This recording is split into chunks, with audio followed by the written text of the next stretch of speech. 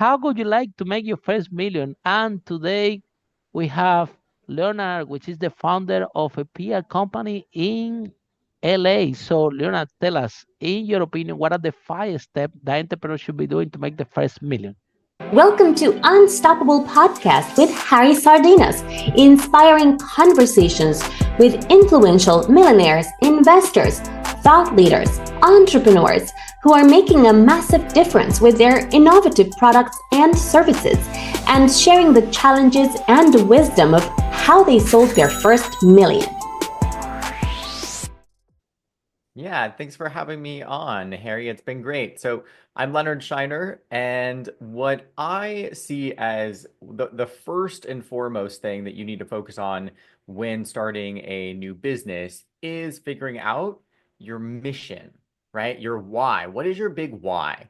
So, if you're getting in business just because you are looking for a way to make money, look, I get it. We've all been there, right? We think that a business is that next best step to create some side income, create our main income. Maybe we're leaving a job and starting our own business. But at the core, businesses solve problems. And so we've got to figure out the why. We've got to figure out the mission. And, for some people as well, they want to help other people, right? They get into business because they want to help people. And so that's their impact. And that's really the first and foremost thing that we want to understand. It's a little introspective, right? It's a little meta, but we want to make sure that we check off that box. And then, Leonard, after we got that, what would be the second thing that entrepreneurs should be looking at? Great question. So when we are talking about impact, right? We're talking about our why, the results that we want to have in step one. In step two, we want to create that relationship between the impact and the income. Because I speak with a lot of people who have really great missions, right? They want to do this, they want to help people with that. But when you ask about, okay, what's the offer there? How are you making money at that? How are you actually creating cash flow in this business? It's like a deer in the headlights. And that's really a critical part because if you're not focusing on making money, then why is the business there, right? Like we're not a charity organization. So when we're thinking about our offer, that's really our second step is what are we offering to these people? What value do we have that we can offer to the people, right? So Yeah. Okay. So now we have why we're doing the things, and we have a great offer. Yeah. So what is the next step that people should be doing? third step is focusing on either your customer or your client. So who are they? Define them. What do they like to do? What TV shows do they watch? What brands do they wear? Are they young or old, right? We want to know that client very well. I'm speaking as client because I help law firms and doctors, right? So we're talking about clients and patients. But if you're a service provider or if you're anyone else, you might call them a customer, right? At the end of the day, they're all buyers. And so we want to make sure that we understand who that buyer is because when we're talking about income in step two, that income is coming from our step three, which is our buyer, our customer. And so we want to define who that is very well because if we're marketing to everyone, we're really marketing to no one. And so for our message to be able to land, we have to be speaking specifically to a certain type of person, right? Even in this context, Harry, I'm probably talking to an agency owner avatar, right? Think about that. We're setting up service-based businesses, and whether it's a video agency or a marketing and PR agency like mine, or it's um, another type of service, we're in relationship with our clients, and so we get to know them after the fact, which is great, and we can dive into those relationships. But before we hit record, I think we were chatting a little about your product, your offer is really going to dictate who and what market you're going after, right? If I've got a really cheap, low quality product, that's not going to go into a luxury market and vice versa. So that's our step three is figuring out who and how we serve that customer or client. And this is very powerful, Leonard, because it sounds the answer sounds easy, yeah. Who is your client? But I asked this question to a lot of entrepreneurs, and not too many people get it right. It sounds very easy, the answer. Oh, this is my client. Well, sometimes if you look deep, you will find out that that this had to be more we have to define it a bit more. We have to be it's still raw, the answers. Yeah, I Yeah. find when I ask this question, a lot of people give me an answer that is raw, that is no crystal clear, like you gave me. For example, you did give me very crystal clear answer when we were talking before the interview. Harry, this is the people that I serve. It's very clear you have. So we don't get no everybody had that clarity. So then, Leonard, after we define all this, what will be our step 4? Step four is going to be now. Well, so let's recap. So we've got our why, we've got our offer so that we're making sure that we have an income, and then we know who our client or customer is. And so our next fourth step is figuring out, okay, what are we naming ourselves, right? What is our brand? And really, how do we get our brand out there, right? So a lot of people will think a brand is just a logo and a name. And at the core, it is, but there's so much more than that, right? It's the emotion, it's the feeling, it's kind of loops back to the mission, right? Like what are our core values? And that really gives the personality to the business. And for solo entrepreneurs, it's usually closely aligned to yourself as the personality. But when we're talking about branding and marketing, we're talking about creating the foundation, right? No one goes and builds a house without a foundation, and certainly not a two, three, four, five-story house or building without a foundation, right? So the brand is the foundation. And so from there, it's really our launching pad to be able to do events and marketing and advertising and all these different things, right? Under the brand umbrella, I would say that a website's there, we need emails there, we need the name, we need all that stuff, right? We need our home property because everything is going to come back and touch that, right? What's the first thing people do? They Google you, right? And that Google result's either going to bring up a social account or a website or something that you did.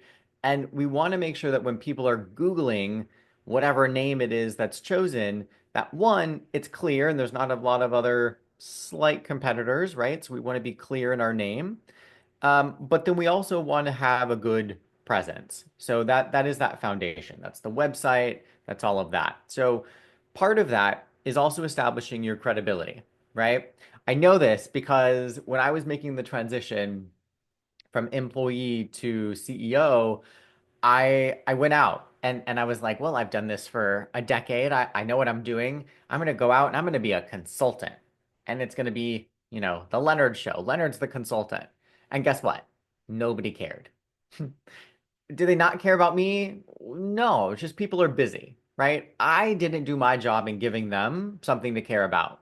So, creating your brand, creating your website, creating those boxes that need to be checked in this modern world that we live in helps your potential client see you as a valuable resource, right? When I was going out on my 100%. own, Mhm. yeah, when I was going out on my own, I didn't have all of that until I took the Yeah, time to build it. because you become an entrepreneur, and at the end of the day, Leonard, yeah, at the end of the day, logo, the brand, yeah, it's a general assumption. Okay, brand is just a logo and a website, but goes way deeper than that. Actually, when you exit, when you sell your business, you're selling your brand. You cannot sell yourself. You're going out.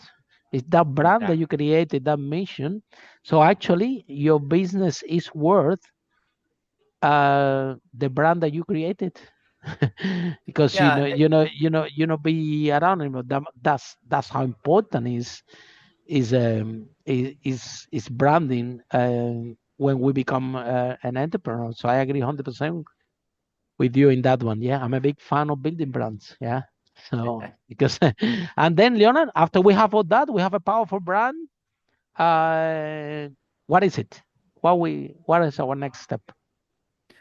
Well, The in that last one. step, yeah, in that step four, we did the brand and the marketing. So now our message is out there. We've done some marketing activity.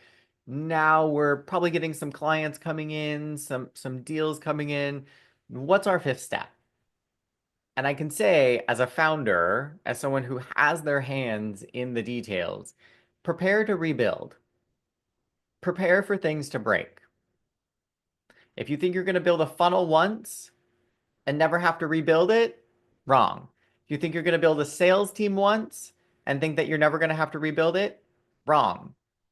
I have probably rebuilt my agency 4 times, maybe 3, because I realize and I'm attuned to what's going on, right? Part of being in business is filling a gap in the marketplace. And so to be able to do that, you get to be open to feedback. And when I hear certain things, right? Oh, the pricing this that. Oh, the timing this that. Oh, the service this that. I wish it did. I didn't, all the different feedback. We get to take that. And I'm improving the agency. I'm improving the delivery. I'm improving the product that we sell because I know that that's what's going to make us sustainable and credible in the long run. So the fifth item is really a two-part: build and be prepared to rebuild. Always need to do that. I'm a big fan of the fifth one, the last step. Yeah, Leonard, the out of 500 millionaires that we have interviewed in this podcast, no one had come yet to tell me, Harry, you know what? I designed my product like this, and guess what happened? People bought it straight away, and and it was a great success. Exactly how I designed it. I'm still waiting for somebody to tell me this story. 500 so far, and nobody had told me any of this. What they had told me exactly what you said. Where this is the third iteration. This is the fifth iteration. This is my 12th iteration of the product service, because at the end of the day, we have to doing exactly what you're doing. Listen, our clients, it's not the product or service that you want to offer, is what they want to buy. And if you put your ego and your mindset in what you think that's going to solve the problem rather what they really want, then we have a problem building a business. And so, Leonard, tell us a little bit more how you decide to make that journey from corporate to build your own business. Because honestly, you guys get paid very good money, and I can tell that you really love what to do. So why you gonna go out from a safe environment that they pay you good money? I presume that was in LA, and you start to to start your own business, which is something really something that is a little bit risky, more risky than maybe what you thought when you quit and start to start your own business. So what made you make that shift? Well, I think that's a great question for any entrepreneur, right? Because there is that pivotal moment. There's the moment when you decide to bet on yourself. And my thought was that if I could make a lot of money for the companies that I was working for, then I could definitely make money for myself.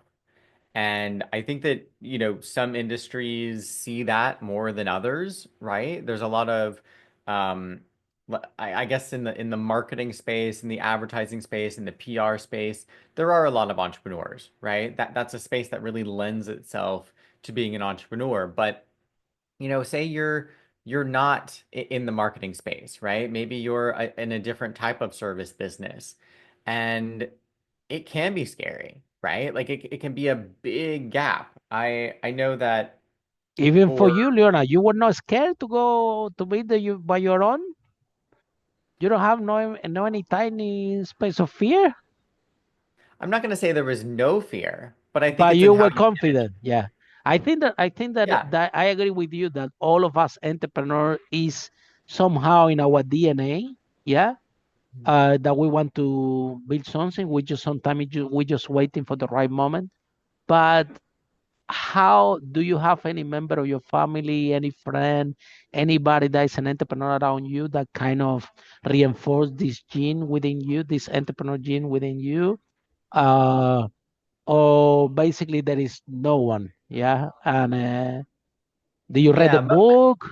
What happened? I think so. A lot of entrepreneurs maybe get that from their family, but for myself, that wasn't the case. There's not entrepreneurs in my family. I'm probably the first, and I think that it was just an exposure, right? So I had worked in law firms for about 10 years before I went out on my own, and I think that seeing the lawyers come and go, and some of them had their own firms, and then they joined a firm, and then they would leave and join and have their own firm. And I think that I saw it with such fluidity that it helped me to visualize it, right? What we think about is really we're creating our future, right? So I think that I had spent enough time thinking about it and conceptualizing what I wanted to do so that I was more comfortable taking that leap, right? Don't get me wrong though. For everyone listening and watching, there's fear, right? There's the point where you feel like you're floating because, there's that interim period when you've let go of one rope before you've committed to the next one and you're just like floating. Oh And yeah, it's a blessing and a curse a little bit. and then you have your family, your friends. I'm the same way. I mean, my grandpa was an entrepreneur, but he dies when I was a kid, so I only hear stories. I couldn't even see the role model. But no one in my family was an entrepreneur. I'm actually the first one from the people that I have direct contact with. And oh my God, I'm starting this number one. I lost all my friends, yeah, because I start to go out with my friends. As soon as I start to go to talk about the business, nobody cares. No Mm. one. So I'm like, wow, uh, this they literally don't care about what I had to say. Everything was important, less my thing, right? And then with the family, I don't know, it was terrible as well. My mom, what are you doing? You crazy? Just why you don't go back to your job? And when I said, Mom, I'm gonna expand, my mom only said, expansion? No, don't expand anything. I don't want to hear more about expansion. It's enough. So things like that. So Leona, what was this gap when you left? Exactly what you said, one rope and about to get the other one. Do you have any support in family, friends, or somehow? People start to talk a little bit weird about you, like, oh my God, it's crazy, why is he leaving his job, things like this. So what was because that also, the level of confidence that you have. Sometimes, people that you love give you a comment that might have an impact on you. So how you find the strength, or probably no, probably everybody say, okay, go for it. We are with you, whatever it takes. So what actually happens? Yeah, there's a definite important factor when you're making that shift, right? And it is having support. For me, it was finding people in the entrepreneurial community, right? I used to do a lot of networking events and that type of thing. And so I would find people who were of like mind, right? I started circulating with other entrepreneurs. I started circulating with people who I haven't written a book to date, but I started circulating with people who had written books, right? And people who had self-published, people who had a publisher. I started reaching out to people and getting in my network other agency owners, right? There was a gentleman who ran a big agency in Los Angeles and he and I connected, right? We went to a few events, we kind of commingled our people, and that's really the key is having a support system that serves you where you are. And sometimes that's not friends and family. Actually, most of the time, that's not your friends and family, right? But let me give a caveat to that. It's not that your friends and family don't care. It's that they're seeing you in a different package.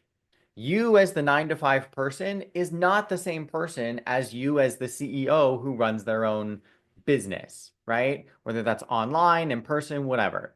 So they're seeing you differently. You're a different character in their story. And so that's sometimes a challenge, right? I've had friends that well, why are you spending so much time on that? Well, you've tried that before. Like you get the comments, but then you realize, okay, those just aren't my people, right? And they're commenting about the business that I'm doing or that, a listener's doing. They're commenting about the business, but they're still sad, unhappy, and probably fat at their 9 to 5, right? Let's just call it what it is. So why are we taking advice from someone who's fat, unhappy, not doing what you want? No. We get to feel that the people who are supporting us have our back.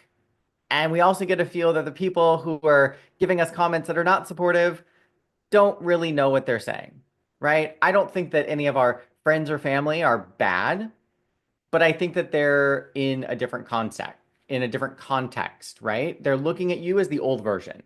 And so it's difficult for them to see you in this new light. It's difficult for them to want to embrace you in that new thing because, Mm. ooh, it's something new. I feel, Leona, sometimes like, because we do understand them, yeah, because we had jobs before, but I feel that they will never understand me.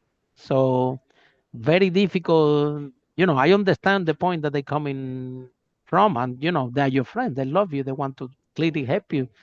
Sometimes people are giving. I'll tell you a story. I got my dad, yeah, running my dad came to work into my business, yeah, and he's giving me advice, yeah, and he never runs a business before, yeah, so he's giving me an advice, telling me you have to do this, yeah, and then I don't take the advice into consideration, and then somebody comes, somebody that have an entrepreneur that is successful in the field. I was doing property back then. Give me the same advice.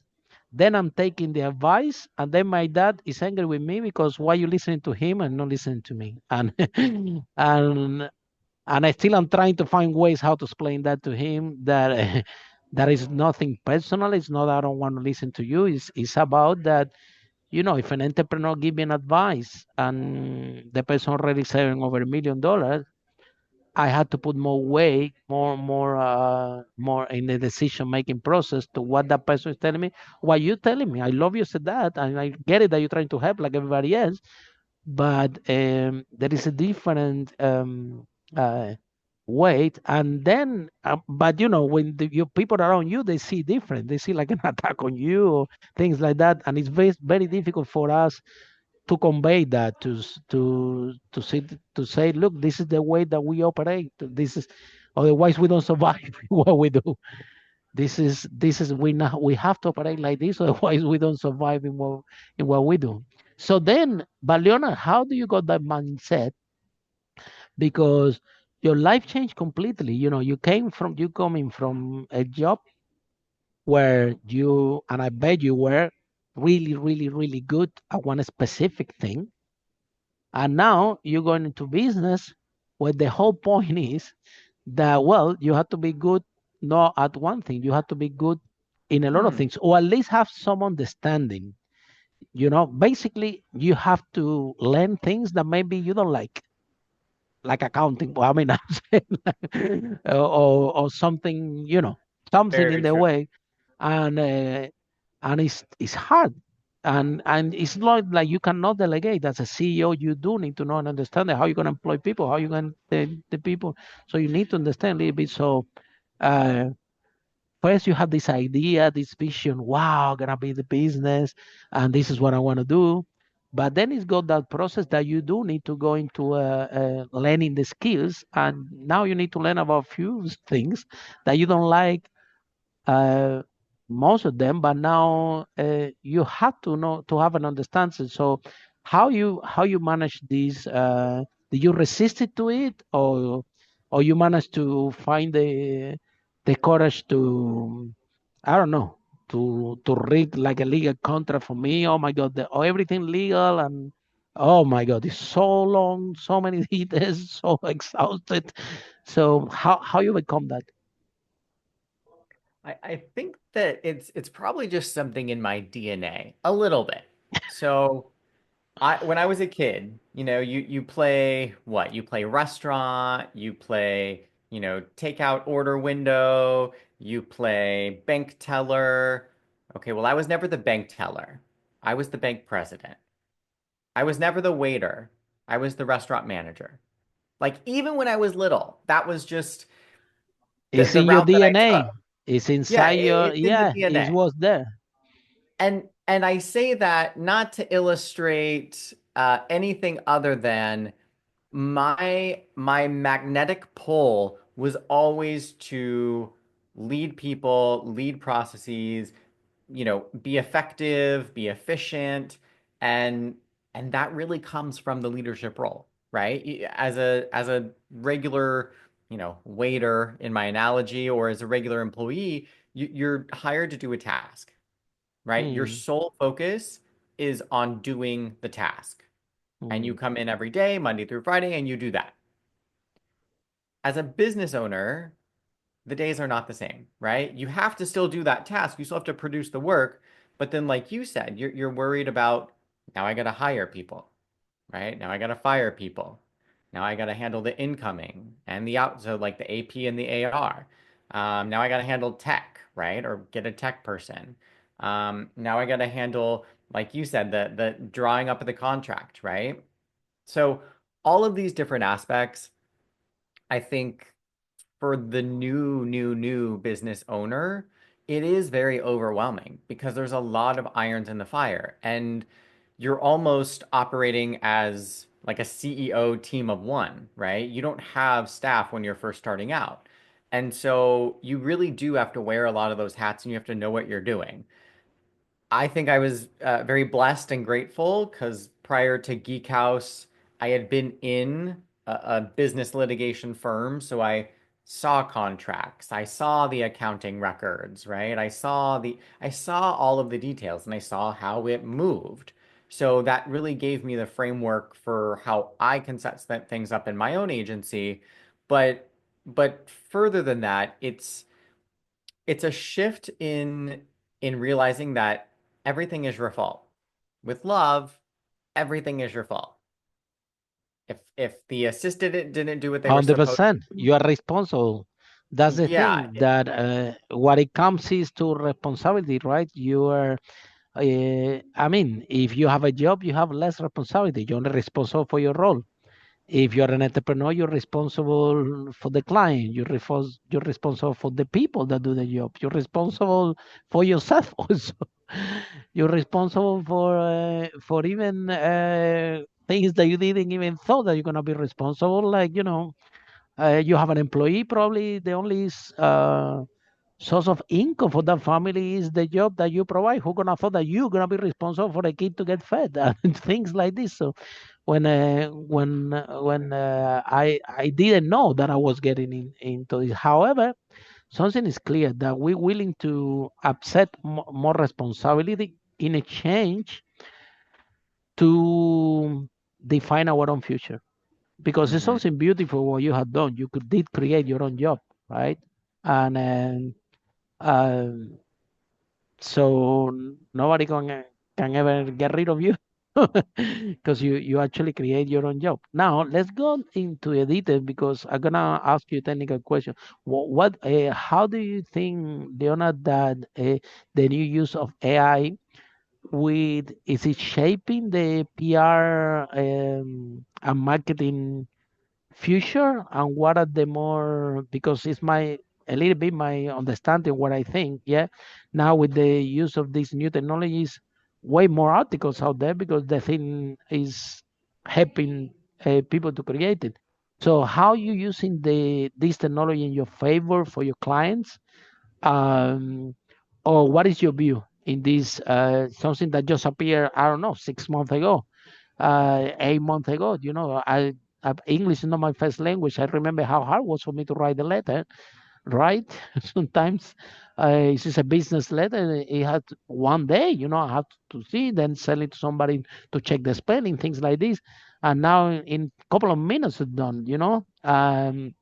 However, like copywriting, yeah, and an effective PR, there is a skill set that I doubt that any AI can create at the stage that we are right now, an effective PR copy that actually enhance the authority and take the business owner to the next level. I don't think that that yet there is something creative. But are you using it in some form to help your clients, or what's your view? I'm asking you because I don't know. I have any clue what I'm.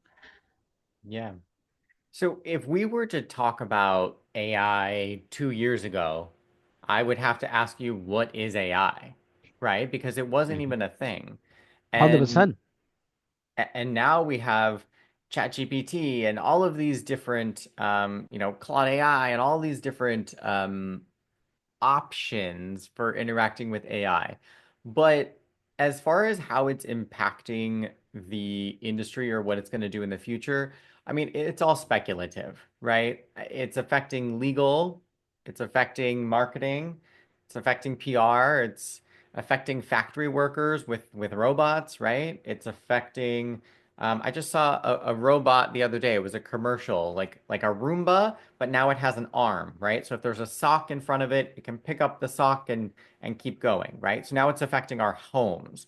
So AI is everywhere.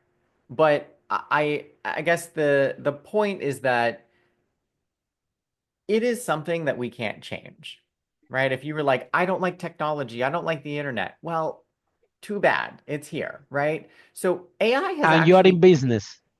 I, exactly. I'm glad And how you AI taking it. has been, Exactly. Embracing it, right? yep. And so AI has been here for many, many years, right? The bigger companies have used AI to analyze data, to look at and configure supply chains. It's been here. We just as regular consumers didn't have access to Chat GPT or something like that. But the bigger companies have been using it for probably a decade or more. So am I afraid about how it's going to impact us? No, I'm zero afraid about how it's going to impact us. Do I think that it's something useful? For sure. I can take something that I've written, and this is my favorite hack with AI is taking something that I write and then popping it in there and saying, smooth it out, right? Mhm. And then what comes back from there is exactly what I wrote with like 10% changes that sound amazing. And I think that that's Big the help, right? ethical way. Yeah, I think that that's the ethical way that we can use it versus, Because what I having it think, produce Leonard, a full article. in the end of the day, we are in business, right?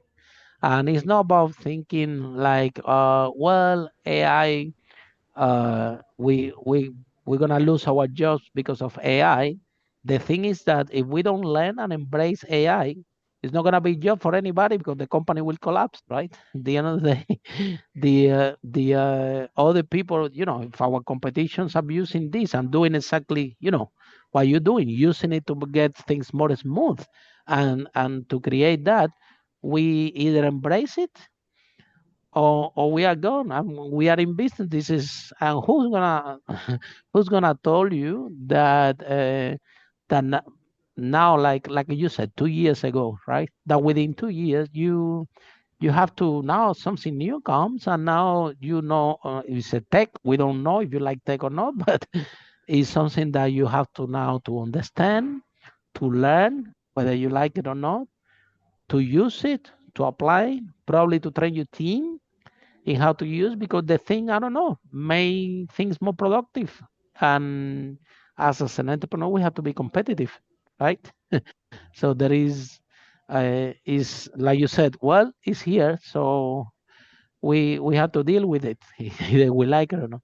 So Leonard, if somebody's in love with your conversation and want to and so especially doctors, tell us a little bit more about your business. How can you help people with? And if somebody want to approach you guys, how they can find you, how the process work? Yeah, so we are really focused on helping lawyers and doctors get featured in the media. So Geek House is a PR and marketing agency. We're based out of Los Angeles, and we're very focused on getting our clients in the media in a way that is impactful for them. So what that means is, doing some activities is great, but doing the right activities is always better, right? And so for our clients, we try to take out all the guesswork and just have them focus on the steps that are going to get them results, right? So we our website is Go Geek House. That's our agency site. So Go Go Geek Geek, and then House we spell a little bit different. It's Haus. So Go Geek Haus, gogeekhouse.com. And that's where, we're all always going to be there. That is our main property. But I also encourage entrepreneurs to start getting out there, right? We talked at the beginning, the 5 steps, and one of those was branding and marketing and getting yourself out there. And so what that looks like, how I impact our people and audience, is I host a semi-regular event called the Podcast Guest Intensive. Wow. And that helps people to package their knowledge in a way that, just like this, hosts of podcasts want to invite you on. And so it's an intensive. We spend an afternoon together and we go through how to find opportunities, where they might be, the different platforms that they're available on. And we really break through all of the mishigas and all of the fools comments about getting media is difficult, getting on podcasts is hard, getting out there is difficult. I don't know what to say. I don't know how to pitch. Can I get on that show? I don't even know how to approach them. We handle all of that in a really Wow, succinct way. amazing. It's a great help. Yeah. And That's so if fantastic. anyone would like to register for that, it's completely free. And you can do that at podcastguestintensive.com. We give away Wow. templates. We go through a process so that not only do you walk away with the knowledge that you can do it, but you walk away with a system so that maybe it's you, maybe it's a virtual assistant. I talk about that a lot, having people on your team that can help you out. 100%. And so anyone is welcome to register for that. It's free. Again, podcastguestintensive.com. Thank you so much, Lorna. And with that note, all of you, thank you so much. That has been amazing. Yeah. Thank you so much for share your knowledge and your time with our audience. I really appreciate on behalf of the Unstoppable podcast, and for all of you listening or following us on our social media. See you in our next episode of Unstoppable. How brave entrepreneurs like Leonard break that wall and achieve the first million. Bye for now. Follow us for more interviews with world's most influential, audacious entrepreneurs that overcame challenges and adversity, providing you with the blueprint of how they sold their first million so you can grow your business exponentially.